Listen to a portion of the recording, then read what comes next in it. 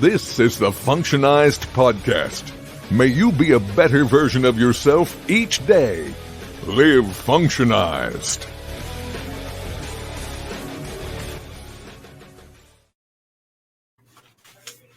Hey, Brad. Thank you for joining us here. I really appreciate it. Oh, I'm excited to get Functionised, man. This is cool. I love the high-tech studio scene here.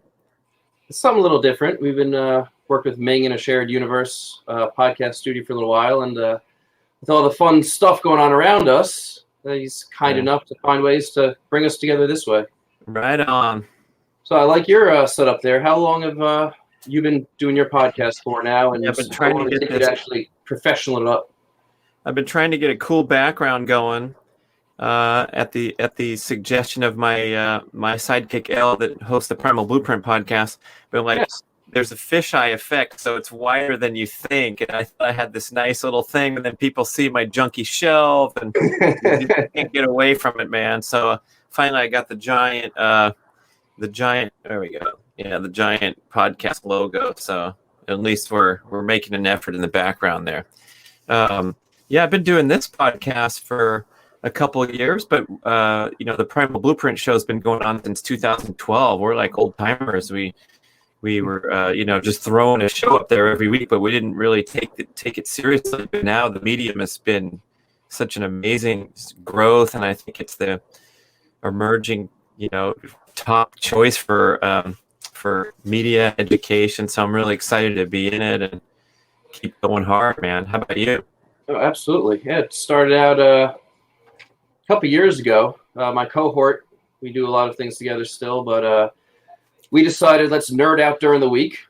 And we would pick a topic. He would read journals, I would read journals, and we would get together on a Friday afternoon and have a lift tequila.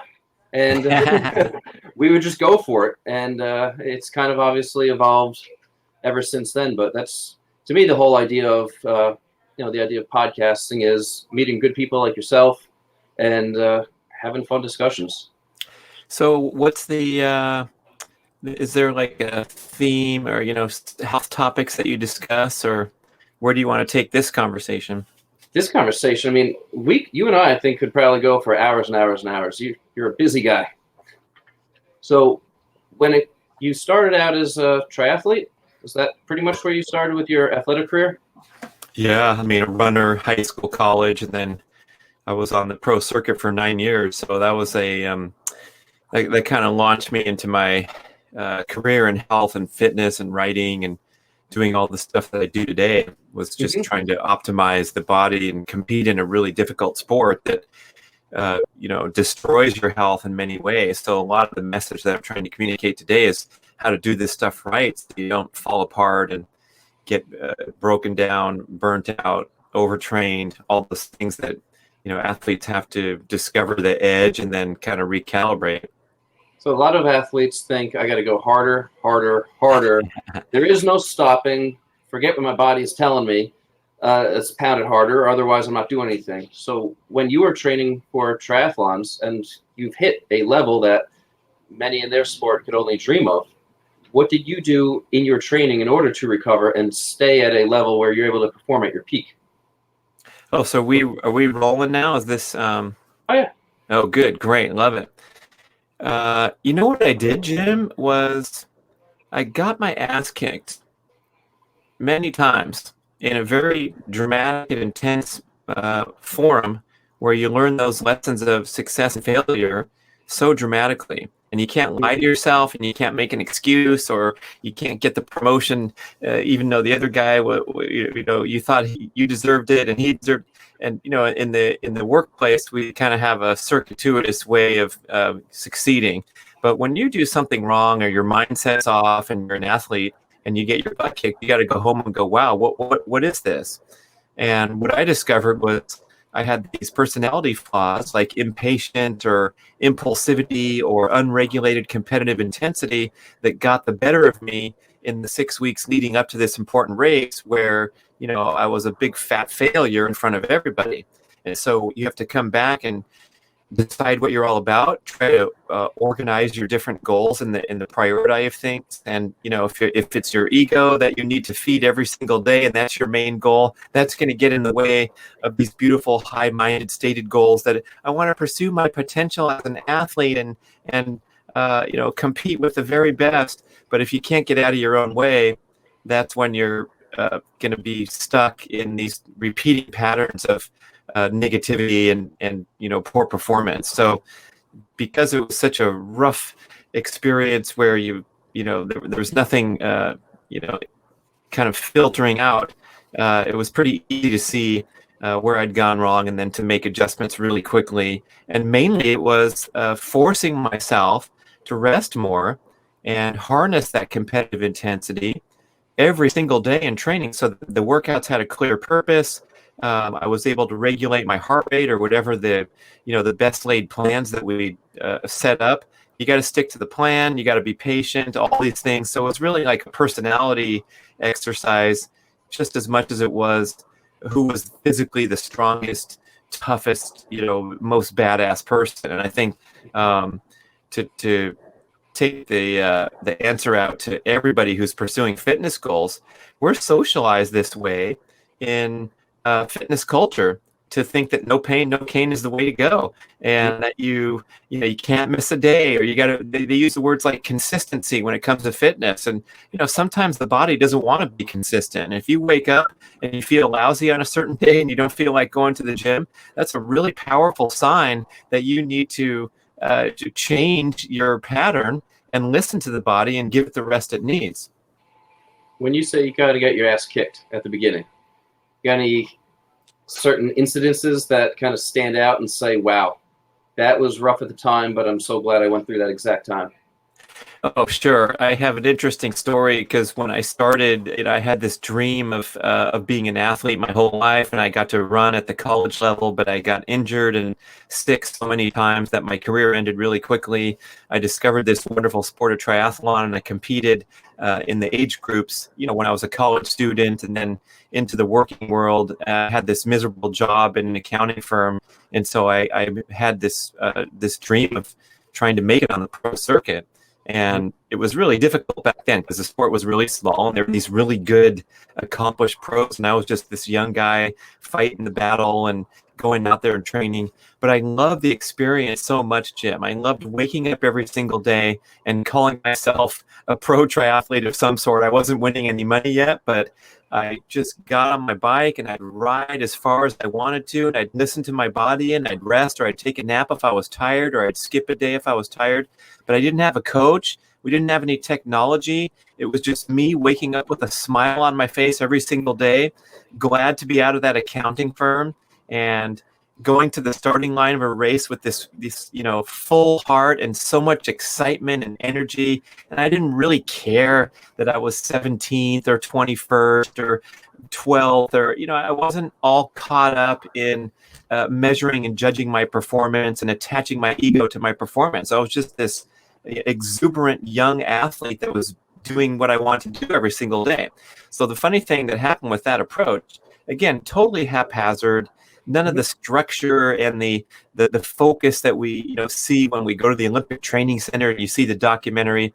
But at the end of my first year as a rookie professional, I upset the top ranked guys in the world and had this surprise victory on the circuit. So all of a sudden I was a nobody, and then I launched myself right into a name who people were discussing because it was such a surprise win. And it was kind of a transition from this pure and totally intuitive approach to now people were calling me up. They were trying to sponsor me. They were paying attention to me. The media was paying attention to me. The guys I were training with were now using me as the marker because they knew that if they could, train at my level or kick my butt in training, they had a chance to do better in the races. So sort of all those things that served to help me succeed when I was a rookie with this, loosey-goosey approach. Now I start to tighten things up, and now I got to get serious, and now I got to write everything down, and now I can't take a day off because people are trying to beat me in the next race, and I got to uphold my reputation. And that's kind of the answer to your question is when I started to get more serious and push myself harder and get more disciplined and focused and all those things that we think are positive attributes, that's when I got tired and struggled and I didn't listen to my sore throat. I kept training through it, and then I got a cold and I'm flat on my back. And so I had to recalibrate again to realize that kid that was able to beat the top guys in the world with this fun-loving approach, that's what I had to recapture. And that joy and that passion and that just completely free-spirited approach was actually far better than the badass with the complete focus and the game face on all the time. Have fun. It sounds like learning just to go with it. Yes. It's have fun, but I was corrected when I was coaching youth sports by a great coach that coached my son, and I was frustrated about an incident with some other coaches and, talking to him. And I said, look, isn't this all about having fun as the top priority? And he goes, no, not really. He goes, the top priority of organized sports is to achieve a positive experience. And of course, he's talking about youth sports mostly. But I also think of this answer now as like, it's not always going to be fun. Sometimes it's going to suck. Sometimes you're going to have, a disappointment or something that causes, you look in the mirror and face yourself and do some reckoning. And so it's not all about fun, but it's all about coming out with a positive experience, whether you win or lose. And now I'm standing here. This is a long time ago, this stuff we're talking about. I haven't been racing for 25 years, but those lessons that I learned served to advance me as a person in really profound ways. And it was mostly the struggles and the failures and the setbacks where I achieved these great personal growth experiences.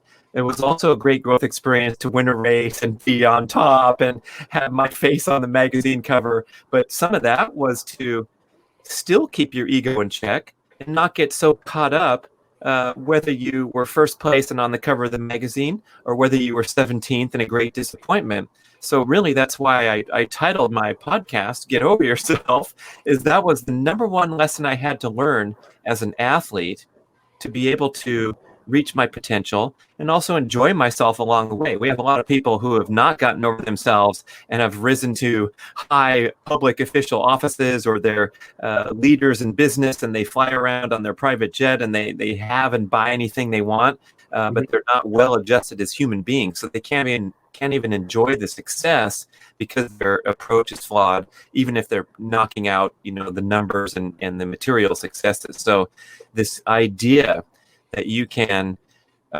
compete and pursue goals with great passion and intensity, but also enjoy the process along the way. That's kind of the theme that I'm trying to promote, because that's what worked for me as an athlete, and it worked for me as a parent, it worked for me in my career. Just push really hard, give it your best shot, but then go away with a smile, just like you described when you started your podcast. It was around tequila shots on a Friday night, having fun, but doing something worthwhile that really means a lot to you. Absolutely. When you were just about to that next level, were your training times commensurating with where you should be? And so while you were surprised to be there for the rest of the world, did you kind of have an idea like, yeah, I'm there, guys. Just watch. It's my turn. That's a great question, because I think any athlete can probably relate to this, or even someone who's about to turn in an incredible presentation they've been working on for 6 months, or nail a final exam like my son's studying through right now to finish UCLA. And you have to cultivate this natural sense of confidence, and you can't fake it. And it just comes through that hard work and that perseverance and making a series of good decisions. And then you start to feel that that confidence build up inside you. But I tried so many times to kind of fake that, or I told myself a story and I lied to myself thinking, yeah, I'm going to be right in there in the mix. And, when you try to do positive self-talk and all those things, but it's not based in, reality and actual results from day-to-day hard work. And I'm referencing the last 2 years of my career on the racing circuit. I did really well. I achieved, my best years. I was ranked third in the world at my very best. At the end of the season, I was national champion. And so on the heels of that success, you get some good sponsorship deals, you get a lot of incentives, people are inviting you to the races. But then I started to get tired and struggle, and I was really on my way out because I had lost that edge. And in triathlon, it's not a huge sport. It's not like golf where you're 78th one year and you make $2 million. It's like you're either right there and you're making a good living and everything's great, or if you're off a little bit, if you're off 5%, you are getting tossed out to the garbage can, and you can't make a living anymore. And so I hung around too long in the sport because I kept referencing myself as that guy who was winning races only 18 months ago. But it was clear in training that, my times were off 5 to 10% because my body was physically exhausted, because it's a really tough sport. And I've been traveling the world for 7-8 years on the circuit. And that was kind of the end of my run. Just like any athlete in the NBA, Major League Baseball, they know when the end of their run is there. Some of them stay around too long and some of them don't. But you got to be honest about everything. And then you take these lessons forward to where, hey, I'm in a career. I'm 3 years down the road on this. I'm 13 years down the road on this, whatever it is. But you get that feeling inside that this is not the highest expression of your talents anymore, and that it's going to be time to move on. And sometimes those are tough, difficult decisions to make, to sever, what do they call it, sunk costs, where you went to chiropractic school for this many years, you're in debt, you get out there, you're into it 3 years, and you're like, nah, I'm not really feeling this. I think I'm going to be a podcast host instead. Those are big ones, and you gotta listen to those little voices inside. You're talking about fatigue and exhaustion. Have you seen Iron Cowboy? No, what's that? 50 Ironmans in 50 days over 50 states. Whew, I think I've heard of that. Yeah. Impressive. It's on Netflix now. And wow. Being the triathlete, what would you think about a challenge like that? You think the body could get through it? Well, these extreme endurance performers are so amazing, and they show everybody what the human body and even the human mind is capable of. And I think it's great inspiration. And if you go, at a slow enough pace, then I don't think it's going to destroy the body physically, like a lot of efforts that are sort of in that in between land where you get up and you're racing at kind of a faster pace for days and days on end, like the Tour de France or something. It's extremely physically destructive to the body. Whereby if someone wants to hike the Appalachian Trail and do it in 47 days to where they're going 23 miles a day, that's a nice day outdoors, enjoying nature, thinking about yourself, doing some self-reflection. It's pretty grueling, but it's not going to destroy you like some of those events that are, I think, I can't even celebrate them because it's so unhealthy for the body. But it's maybe a bucket list item for certain people. Mm-hmm. And that's about it. Not on your bucket list. No. Well, the extreme endurance stuff, I've been there and done that, and I've done some pretty exciting, all day bicycle rides. I rode my bicycle across the Sierra Nevada mountains on a mountain bike. Took 13 hours to make it to Lake Tahoe. And I put on an event to help other people do the same thing. And it was a great celebration of, enjoying nature and crossing the mountains like our ancestors did when they were, settling the West. But when something like that becomes chronic, that's when it switches from an amazing endurance achievement that's going to motivate and inspire you for years to come to something that's destroying your health. And so I think when people are looking at like the ultra marathon running scene, it's become very popular. These races are filled up now that used to be super obscure. Now there's thousands of people that want to run 100 miles. And there's a way to do that properly where you take care of your health along the way. And you put in these impressive workouts to prepare for the amazing challenge that's going to come on race day. But I think generally what we're seeing is this pattern of chronic exercise where the athlete gets up and thinks that they have to accomplish something substantial every single day or hit their weekly mileage goals. And you hear people talk about, I'm up to 100 miles a week now. I'm up to 70 miles a week now, rather than seeing the body as a dynamic, entity that requires smooth, fluctuating balances of stress and rest. And so you can hit those hard workouts, but then way more emphasis should be placed on recovery, resting, living a normal, healthy, balanced life, taking easy days, sitting out in the garden in the sun and reading a book rather than putting in more miles and more miles and more miles. So the main, message that I like to say to endurance athletes is to get out of those chronic patterns and have more fluctuation between your stress and rest, and have most of the workouts be comfortable, at a comfortable pace, feeling energized and refreshed afterward rather than slightly broken down and hungry and exhausted. Now, would you utilize any heart rate variability in order to figure out the days that you utilize different training methods, or did you kind of go on intuition? Ooh, good question. Yeah, I mean, I think the answer would be both, because the heart rate variability is wonderful technology. I think the greatest training breakthrough in history was the wireless heart rate monitor, and that came in about 33 years ago. I was one of the first users of the Polar unit back in '87. It was this giant square thing that you wore on your wrist. It was like a miniature toaster, but to be able to tap into the heart rate and what that meant in terms of physiology, whether you're burning mostly fat or you're burning into the sugar burning zones, that was hugely valuable. I wear one to this day on just about every run because it's so easy to fool yourself and hear that thing beep when you think you're fine. So that, and then the heart rate variability to measure the beat to beat intervals at rest, that's been a really valuable tool. And I've, been introduced to that only about 4 years ago. I have an app now called Brad Beat on the iOS store, my own custom designed heart rate variability app that's really easy to use. So I'm a huge fan of that. But I feel like some of the story has been distorted a little bit, and I've read articles that kind of upset me where they're saying you get your heart rate variability, and if you have a high number, you're good to go and go train. And so I don't want a number to tell me what to do. I always want to use my intuition about how I feel about that number. Joel Jamieson, the famed MMA trainer, 8weeksout.com, he's one of the leaders in heart rate variability. He was using the big $30,000 box like 2 decades ago before anybody.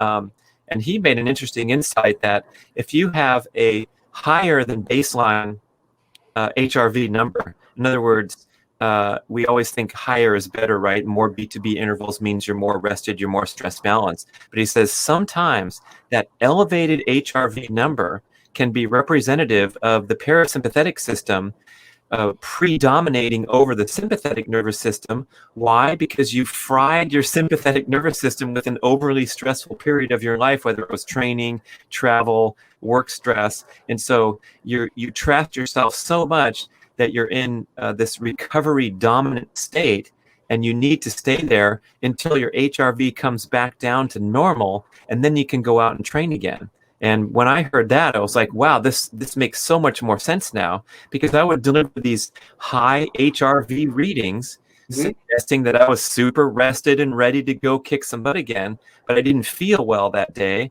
I felt like I needed more recovery. Same with a abnormally low resting heart rate. We always want to get that resting heart rate down, lower, and you get in better shape. And now it's 42 and it used to be 46. Sometimes when you're really low, it's a sign of complete exhaustion and burnout from 6 weeks of doing way too much. So we always have to put those numbers in context, and the intuition never lies. I don't know if you've heard Dr. Kelly Starrett, best-selling author of Becoming a Supple Leopard, and he has a website called The Ready State, talking about functional fitness and recovery and mobility. And he says the number one training metric that they've ever discovered, better than any blood value or any biofeedback, is this concept called desire to train.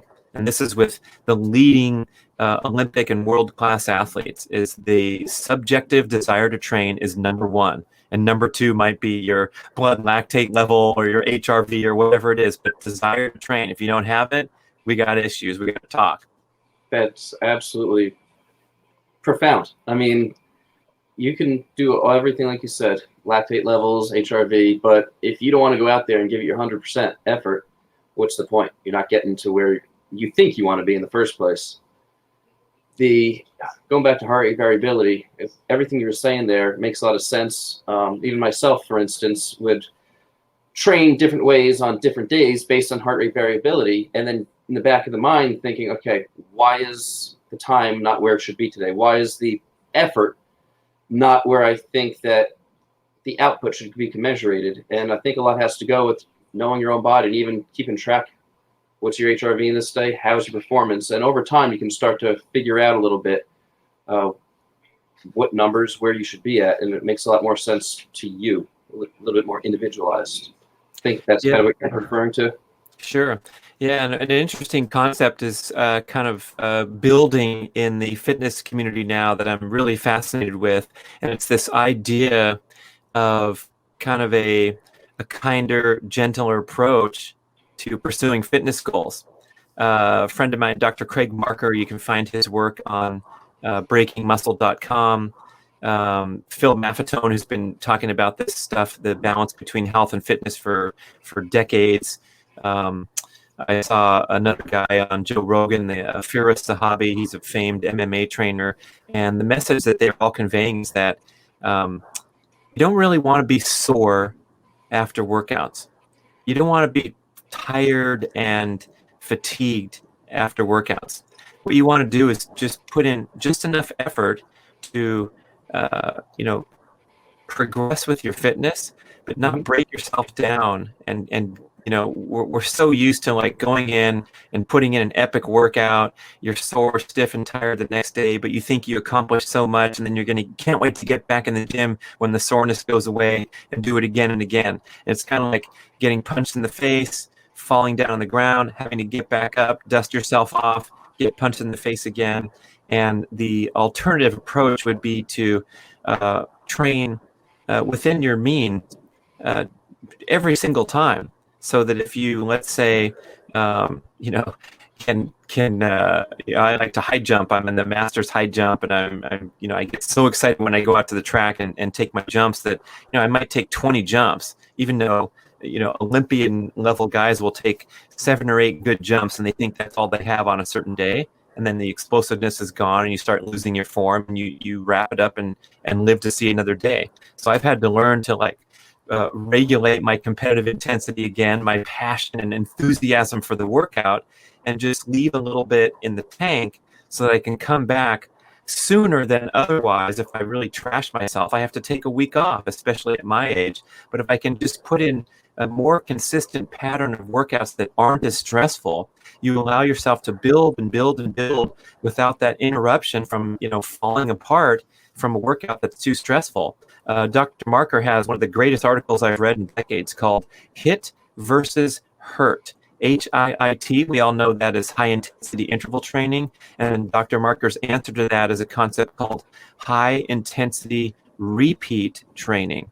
So with high intensity interval training, with a workout like that, by design, it's designed to be depleting and exhausting by the end, because the instructor at your spin class or your coach on the running track is asking you to repeat these high quality performances over and over with not enough rest. So as the workout goes on and you're asked to do 10 times 2 minutes of sprinting on the bike, when the music stops, we're going to do another one. And you keep trying over and over with only 20 seconds rest. What's happening inside your body is you are literally destroying the basic structure of your cells. They're combusting to fuel that maximum energy output over and over again.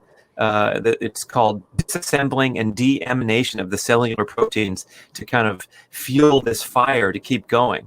And what happens in the aftermath of that, in the 36 to 48 hours after that, your body is in a state of disrepair and breakdown, and you feel like crap. So anyone who's listening and has done a really hard spin class at the gym on Monday morning, and you don't feel that great on Tuesday afternoon and Wednesday morning, and you're still working through muscle soreness and stiffness, these are signs that you overdid it in the workout. And if you just tone things down a little bit and allow yourself over a span of the next 3 months or 6 months to build and build without interruption, you're going to get way fitter. You're going to have less cellular breakdown and side effects that affect your, normal everyday function. And it's such a nice message to hear that you shouldn't be getting sore after workouts, because I've been getting sore after workouts for decades. It just seems like, there I am sore again. I overdid it a little bit. But if you could just tone everything down, oh my gosh, I think if people can embrace this message and realize that it doesn't have to be about pain and suffering, because we know that the big secret in the fitness industry is the attrition, right? Like January 1st, the parking lot's so full at your gym, you can't even find a place to park. And then on, April Fool's Day, the place is empty because people have been, fatigued and overtrained by even their personal trainer, or just the system, the classes on the schedule, the format of the classes, too much, especially for a recreational athlete.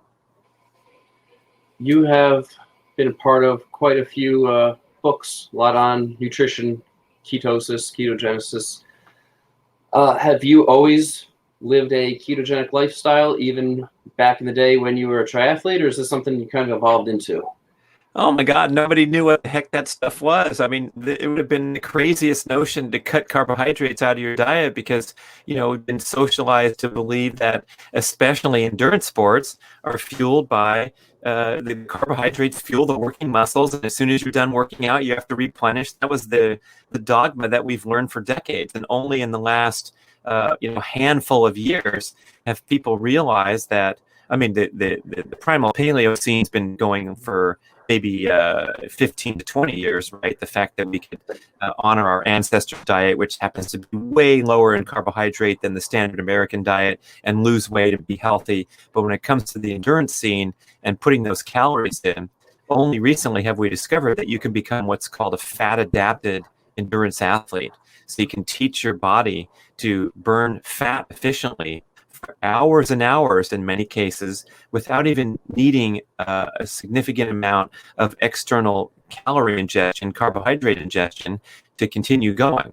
But the beautiful transition that you can make to a fat-adapted endurance athlete requires mainly the dietary transition, where you're cutting those carbs out of your diet, the processed carbs, and then teaching your body to burn fat 24/7. And then when you integrate the workouts, you have a much better chance of becoming this fat burning machine, because you're able to do it at rest. And so going out there and doing a fasted workout, of trying to run 10 miles in a fasted state, if you've been used to eating high cereal breakfast, that's not going to work out very well for you. So now this concept of transitioning the diet away from the standard American grain-based high carbohydrate diet to a more nutrient-dense, colorful plants and animals that have the most nutrition and don't have that carb spike that's going to put you into a roller coaster pattern of being dependent on external calories. That's your first step. And then when you train properly and regulate your heart rate, so that you do a workout that's in fat burning zones, and stays there, rather than getting into the higher intensity and asking for more sugar burning to happen. So you do these fat burning workouts, you eat a nutrient dense diet that happens to be higher in fat, lower in carb, and then you unlock this incredible potential to go for hours and hours without eating the calories, and also burning a cleaner fuel source, because fat and ketones have less oxidative stress, less inflammation when they're burned in the body. And so now you can be an extreme endurance athlete and also be healthy, because you're not slamming these gels and bars and drinks down your throat that we have done for so long, which are so incredibly unhealthy. It's just it makes so much sense. And now I love seeing these people that are the outliers that are doing amazing feats without needing carbohydrate calories. But you said the big thing about being fat adapted. How long, in your experience, have you seen others actually become so-called fat adapted? Yeah, that's a good question, and it really depends on what you're coming to the table with. And so, if you had years and decades of accumulated metabolic damage from yo-yo dieting, especially, probably the worst thing you can do to your body, or from extremely high carbohydrate intake, and in many cases the endurance athlete, the picture of fitness with the six-pack and the impressive physique running down the street, but someone who's eating 4,000 calories a day, high carbohydrate intake, might have a tougher time than someone who has been working in a cubicle and watching their caloric intake, and can make an easier transition because they don't have these massive calorie demands and have become highly addicted to sugar because they're trying to run 80 miles a week or pedal their bicycle for hours and hours every week. So if you do it correctly, I think you can make big progress in a short time and not have that pain and suffering element that so many people are being told this is part of the game. Like, oh, yeah, the keto flu, don't worry, just tough it out for a while and you'll feel better in 3 weeks. I will never say that to anybody. That's complete bullshit. And it's all it's going to do is turn people off and have them spin out, maybe not 3 weeks from now, but 6 months from now, because they're forcing things to happen that aren't naturally meant to be. So when you can eliminate the nutrient deficient refined carbohydrates, sugars, grains, and of course the refined industrial seed oil is probably the worst thing you can put into your body. Those mess up your fat metabolism as well, just like eating a lot of sugar does. So when you can ditch these big three modern foods, we call them, again, sugars, grains, and refined industrial seed oils, when you can just clear that out of your diet tomorrow after listening to the show, hang up, throw that stuff away, and start emphasizing foods that actually have nutrition, that don't spike insulin, you should feel better right away. And if you don't, there might be some little nuances you can play with. Sometimes people need to increase sodium when they cut the carbs out of their diet, because the carbs cause that bloating and inflammation throughout the body. So we retain more sodium because we're unhealthy and our cells are all bloated. And then, you lose weight and people look at your face a week after you change your diet and, hey, you look good. Did you lose some weight? And because that reduction in inflammation and water retention throughout the body, which is a good thing, but it also means that you need to rebalance your sodium intake because you've just shed a lot of sodium. And low sodium has the same symptoms as the low-carb flu, where you feel like crap, your energy's low in the afternoon, you're craving quick energy carbohydrates, things like that you think came from the dietary change, but it just came from a quick adjustment. And then the second thing that I find people would be benefiting to focus on when they change their diet is eat a lot of the good foods. Don't have to be restricting calories when we're making this massive transition away from carbohydrate dependency to become fat adapted. Now, down the line, if part of your goal is to drop excess body fat, which is probably 95% of the people in this game have some body composition goal that's involved in terms of, wanting to be healthier, but also wouldn't mind to, see the six-pack come back. That can happen down the line. But first, you have to become good at burning fat. So if you're trying to cut all these carbs that you've been running on for decades and reduce your calories, you're going to get tired. You're going to engage in assorted compensatory mechanisms by the body to slow down your metabolism and have all kinds of, fallout from that. And people have heard these stories about how, the diets are dangerous because they slow you down. So if you can switch from the big giant bowl of processed cereal every morning over to a big giant omelet, that's what we're talking about, is getting the nutrition you need, getting satisfied and completely content with each meal, not having any deprivation or suffering involved in the journey, having a big old steak for dinner with a big pile of steaming broccoli drizzled in butter and whatever else you like. If you need to snack on a big handful of macadamia nuts in the afternoon or some 85% dark chocolate, all these things are fine and dandy. As you transition, you give yourself whatever you need or whatever your appetite calls for. And then, as you know, we continue to talk about this, the keto scene and the intermittent fasting popularity. Someday, when you're really metabolically flexible, then the meals can be take it or leave it, and you can feel fine. You can fast until 12 noon. But I don't want people going on to the internet and watching a YouTube video of some exuberant person that says, fasting's great, try it every day, until you're ready. Otherwise, you're going to suffer. I take it you found that as well, where people will see something and jump on the bandwagon without having too much of a background, huh? Yeah, especially the keto bandwagon, because it's become so incredibly popular. I mean, Mark Sisson and I published this book, The Keto Reset Diet, in October 2017. And in the process of researching and writing that book, it wasn't out yet, man. There was no keto thing. It was a laboratory concept that was been used to treat people with drug-resistant seizures, because it was found to lower the seizure incidence because it gives more oxygen to the brain, which is not a bad reason to try to start a diet. But it was so new that, we had to acquaint ourselves with how this whole thing worked and how you're, making ketones to replace glucose in the brain. And it was fascinating to get on the ground floor of this thing, and then to sit back and see now the word's everywhere. It's on half of the products in the Whole Foods market.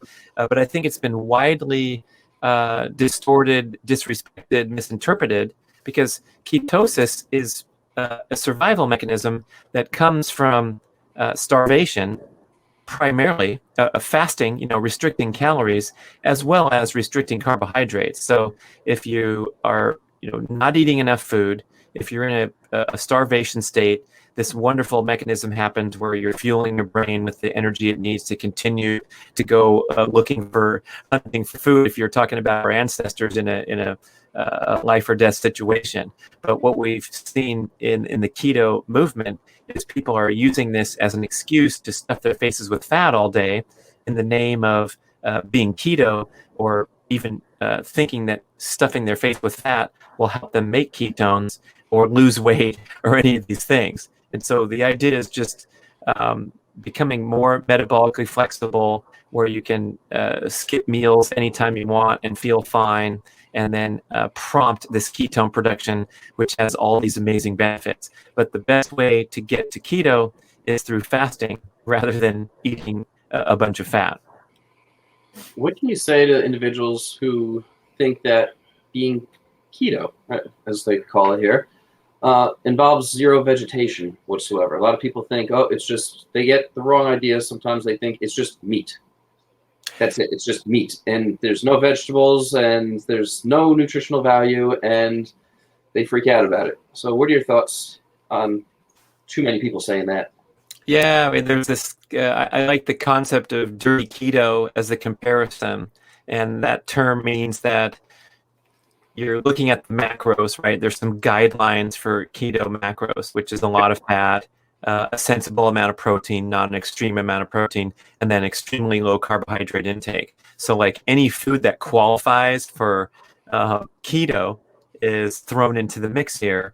My favorite example was like a artificially sweetened orange soda with some heavy cream in a blender with ice, and then you have this slushy thing that's keto.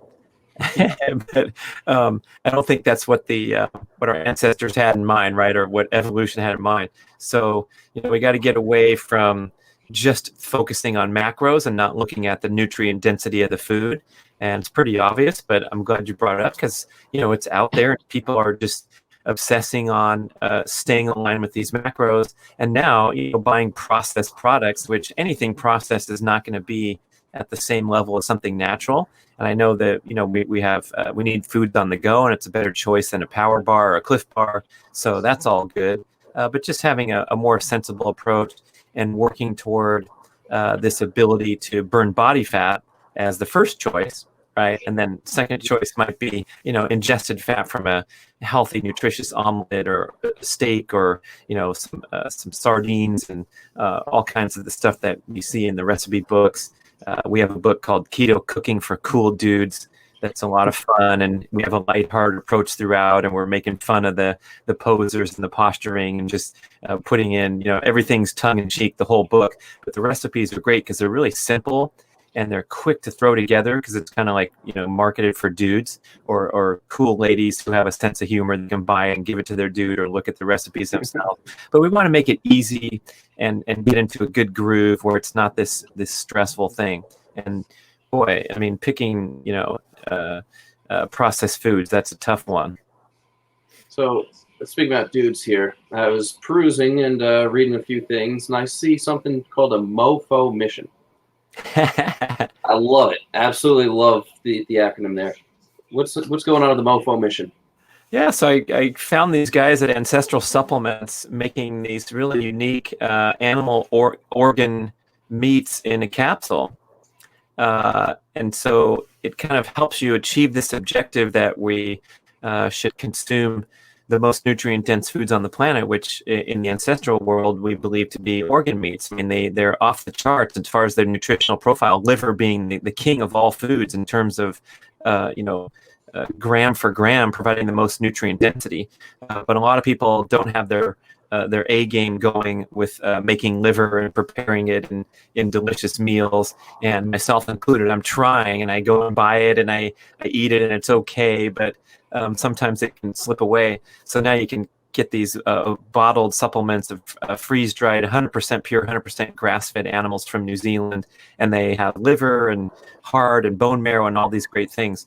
So we put together a formulation specifically for male hormone optimization, male sexual reproductive function, testosterone boosting, and there's a lot of good research from in ancestral health world that when you consume the unique nutrients that are present in a certain organ, it helps support the function of the corresponding organ in your body. And this has also been Chinese medicine and ancient healers, Native American healers have been doing this for thousands of years. Someone has a bad kidney, they feed them the kidney of the animal, and health is boosted because they're getting their cofactors, molecular biodirectors, signaling that's coming from what you ingest to help boost that organ function in your body. So this particular product is called MOFO, and it stands for Male Optimization Formula with Organs. So you can be a bad mofo when you check this out. So my website, bradkearns.com, you'll see a link called MOFO, and I have a lot of supporting information. Because I'm also, I've been in the supplement and the health business for a long time, but I feel like a lot of times we're just putting supplements out there instead of making it a big picture approach where the lifestyle elements are important too. So again, trying to be lighthearted, but also, convey a serious message. It's like, I don't even want you trying the thing unless you want to buy into a complete MOFO lifestyle commitment where you got to get your sleep, you got to do the right workouts, you got to quit being an asshole to your girlfriend or wife. All these kind of things are in the mix because they affect our hormonal and cellular function.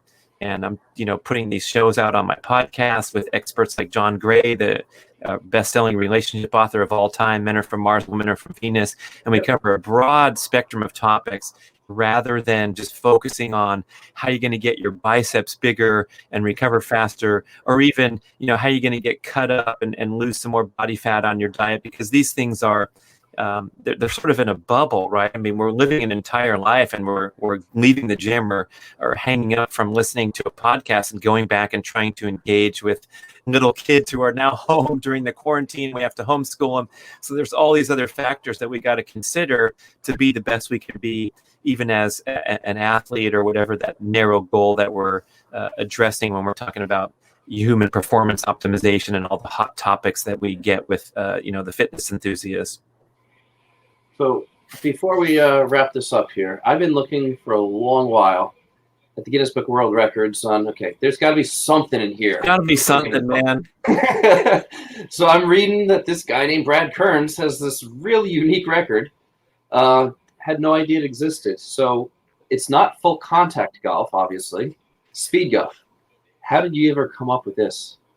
Oh my gosh, this incredible grassroots sport of speed golf has been going on for decades. And it's the idea of going out to the golf course and trying to shoot a good score. It's not fun and games and hockey pucking around, but you are timed and your score is kept. And you add those two together to get a speed golf score. So every minute on the course and every stroke counts for a point. And so we have a tournament competition where you start in a staggered manner. So one guy goes off, and then 5 minutes later, the next guy and the next guy. And we're actually running the course at a pretty high speed and trying to shoot a good score at the same time. So it's a real, it's kind of like biathlon in the Winter Olympics where they're ski racing and then they stop and shoot at a target. And I think people have seen that, where if you miss the target, you got to ski a penalty lap. So you got to be really accurate as a shooter and then ski really fast too. And in our case, you got to move through the course really quickly. But if you're thinking that, like, if you miss a short putt carelessly, you just lost a point, which is the same as a minute of running. And I can run an entire golf hole in a minute.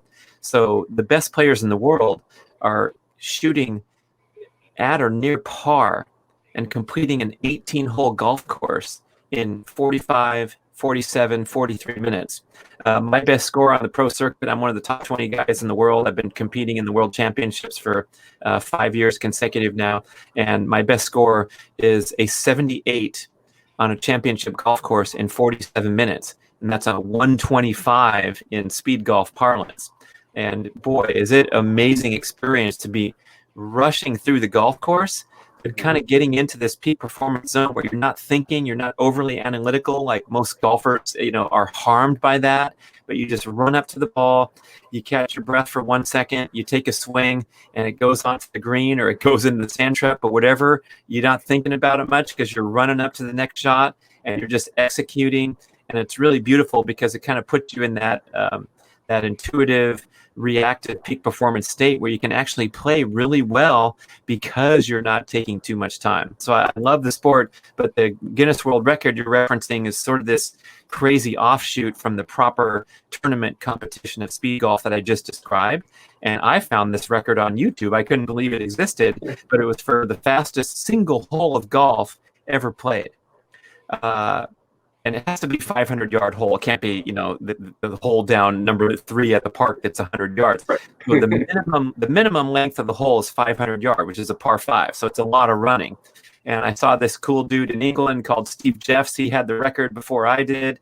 And there's this viral YouTube video where he gets dogpiled at the finish line by his support crew because he just broke the previous record. And I saw that thing, man, and I was captivated because my competitive passions are speed golf and then sprinting and high jumping. So I work out really hard on the track as a sprinter, and I'm running sprints all the time and, getting good at the 400-meter run and track meet. And so I'm like, wait a second, this is my deal right here, man. I'm going to go shatter this thing the first time out. And I went out there really cocky, got my stopwatch and tried to play the last hole on my course as a par 5 as fast as I could. And I was like 30 seconds off of this guy's record, which is terrible. The record was 150 and I did it 220 or something. And so I went home and I sent him an email and I'm like, dude, how did you do that thing on YouTube? How the heck did you play a golf hole in 1 minute and 50 seconds and shoot a decent score? And he wrote me back this nice letter and he says, I practiced for months and months. I knew exactly where to hit each shot. And so that was my mission. I locked into that thing. And I applied to Guinness. Speaking of trying to find a record to break, these guys are tough, man. It's a 12-week application process. I had to submit, and then when I set the record, I had to submit 48 different supported documents of evidence, a photograph of each shot, a video of the entire thing. I had to have 2 official timers, a scorekeeper and a backup scorekeeper, an independent witness who I didn't know before that day to sign and say they saw me instead of just my support crew, right? This whole package that I had to submit. But I had a great time pursuing this record. I broke it twice. You can see me on YouTube. It says Brad Kearns, speed golf world record. And I had this miracle performance actually where my first try, I played this par 5 hole and I got a birdie using only one club, the 3-wood. So I teed off with a 3-wood, hit a 3-wood, hit a chip shot with a 3-wood, and hit a putt with a 3-wood, which is crazy. Any golfer knows. I had to practice for months and months putting with a 3-wood so I could do it. But the fact that this stuff all came together under pressure to me was amazing. And it was just such a joy because when you're sprinting full speed, you're allowed to try again. But after you do one hole full speed, I'm not walking back there and going as fast as I would on the first try. So you're going to have a less chance. It's going to be slower running in each successive attempt. And so it's really like a do or die, all or nothing on the first attempt. And I can't beat getting a birdie. And it's like something it'll never be equal the rest of my life. It was just incredible. And so anyone who asks me about it, of course, we can eat up some podcast time. But I think the message that I like to convey is whatever age we're at, whatever your athletic background is, whatever your current life circumstances is, you've got to find something that lights you up, that you can lock into and set an actual goal and get up every day and have something to look forward to. And it's maintaining that passion and that competitive intensity throughout your life. And I think so many dudes of I'm now 55 years old, and we go through the decades where, back in the day, I played a little ball at the college level. I did this, I did it. Everyone's got a story. Yeah, I was on the team in high school, whatever it is. And then we kind of drift into the leather couch to watch the Red Zone NFL all day long on Sunday, or we're watching the NBA. We're making these minor attempts to go out there and keep in shape and maybe go play basketball once a month, and then strain our knee because we haven't done any of the preparatory workouts to be ready. And I think there's so much more potential here for everybody, whatever it is you like to do. And this thing didn't dominate my life, right? I still have a job and a family and other responsibilities. I'm not a professional racer anymore, but the fact that I had this thing to pursue and to go after it meant so much to me. It was just as significant as crossing the finish line of a world level race and being on TV and being in a magazine years ago, because to me, it meant something. And so when you make it mean something and put some significance on your goals, boy, that's going to transfer over into being a peak performer in all other areas of life. All day long. Brad, how can individuals get in contact with you, your website, books, just to say hi? Thanks, Jim. Yeah, I have this website, bradkearns.com. It's wild and crazy, and I think you'll have a good time. I'm trying to have fun along the way and not take myself so seriously. So, I think people will find it refreshing, especially the Get Over Yourself podcast, where we're working on this theme throughout every show and have these wonderful guests. So you can find that wherever podcasts are, and also get all that content on my website, and just keep having fun, people. Keep doing what you want to do. Love it. Brad, from the bottom of my heart, I want to thank you very much for being here with us, and hopefully our paths will definitely cross again. We got Functionised. All right. Keep up. Yeah. Keep it up. I love what you're doing, and boy, it's just nice to connect. Yeah. Absolute pleasure. Thank you, Brad.